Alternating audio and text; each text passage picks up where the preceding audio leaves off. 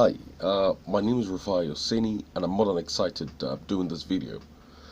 This is the beginning of an African Rising series. I will be sharing great ideas, great thoughts about the development and upliftment of Africa here. And I'm going to also be sharing very amazing ideas, ideas that revolutionize your world and that get you started in life to be able to achieve admirable success in everything you do. So today, I'll be talking about why Africa is backward. This is going to span for about 15-20 minutes, and it's going to help a lot of people. Truth of the matter is, Africa as a continent goes way back. And I say way back to the hundreds or 200 BC, where you had the conquest of Africa. And in fact, a lot of people do not know that the name of Africa comes from a Roman general, General Africanus. Hannibal was a great man, that ruled over Carthage and some other parts of Africa. And when Hannibal was conquered by General Africanus, the name of the continent, the entire continent, was changed to Africa as a respect for the man that had conquered the continent.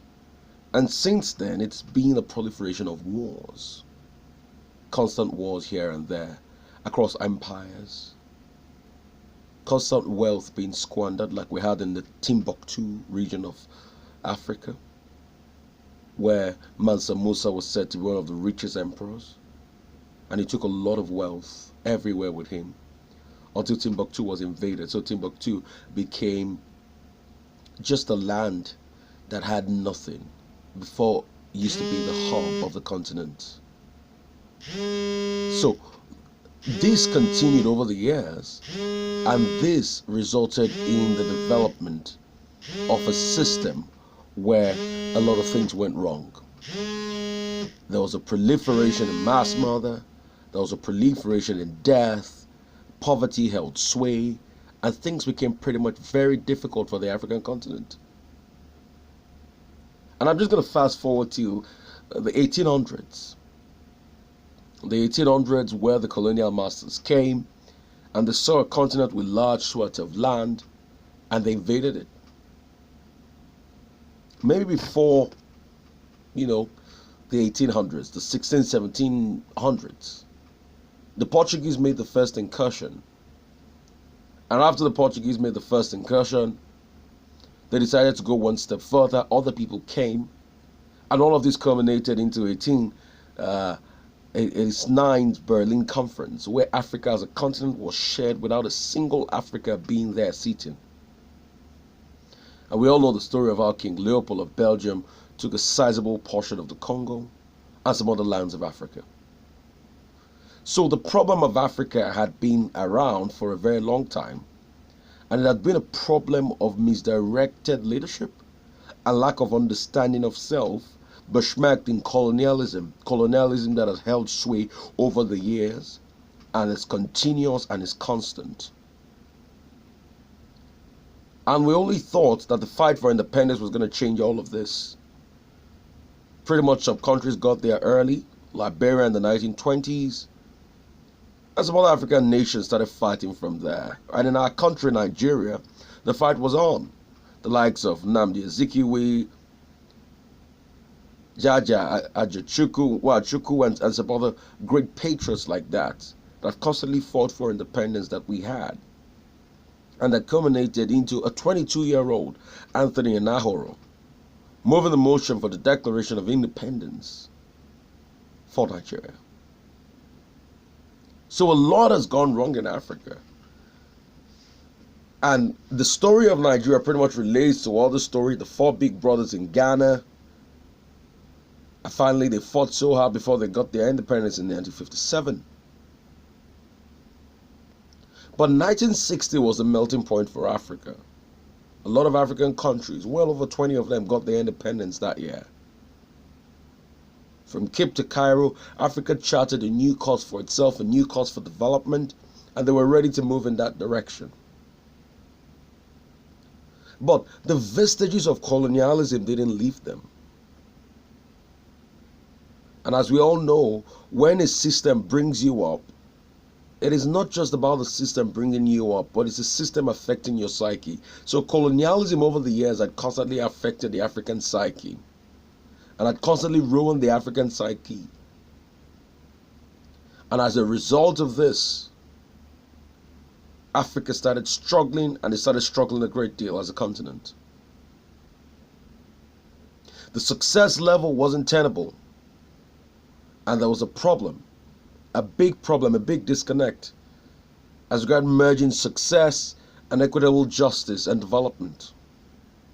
So the first set of leaders in Africa were so concerned about personal gains and how they could still fulfill the mandate of the colonial masters. So what did they do? The first set of leaders from Nigeria to other parts of Africa, they were fighting the war of colonialism because they had not discovered self and they had not understood self. So the likes of Lopez de Segor, the likes of Kwame Nkrumah, the likes of Nnamdi Azikiwe and Tafawa Balewa, they struggled so hard in the first 5 years, and most of the African countries that gained independence in 1960, in the first 6 or 7 years of their nationhood, had a lot of problems, and this problem snowballed into civil war. Nigeria had its civil war.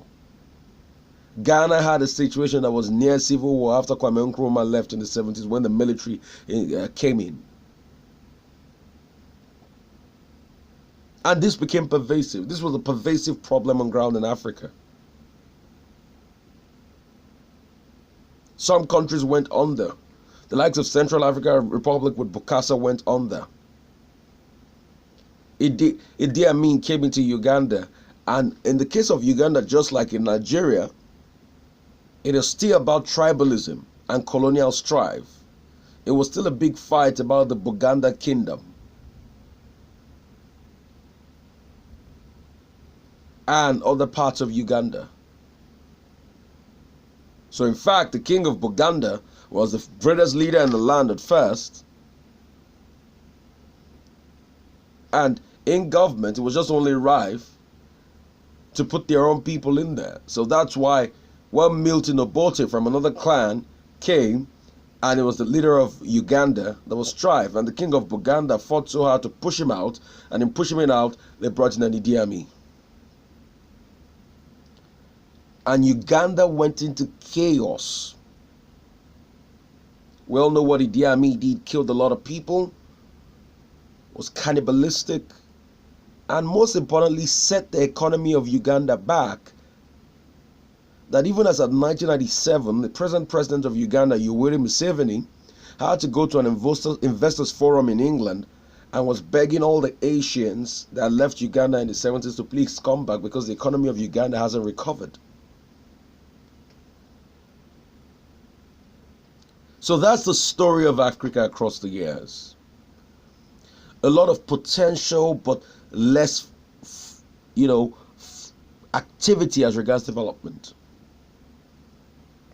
A lot of strength and capacity to be able to build, but at first the 60s, we were not moving, despite the fact it was a swinging 60s, because we're held by leaders that were trying to find the ideology and find a new mindset for Africa. So it was a big problem across board. And this was pervasive. It was in the 60s and 70s too. You had the rice fight in Liberia, the rice riots, where a lot of people were protesting the price of rice and things like that, that led to another coup in the 80s in Liberia. It's pervasive across the land. And after this first set of colonialist leaders came and they left, there was no adequate succession planning because it was a fight that mostly pushed most of them out. So what happened? It led to another wave of militarism in Africa. And this militarism cost a lot. Cost a lot of rancor, cost a lot of strife.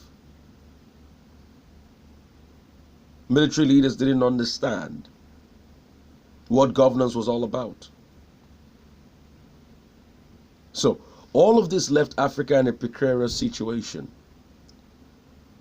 Congo is said to be the richest country in terms of landmass and mineral resource, but Congo is the poorest country in the world as we speak, one of the poorest. Congo has the worst air flight record, amidst other things. So, in this video, I've been able to trace the antecedents of Africa.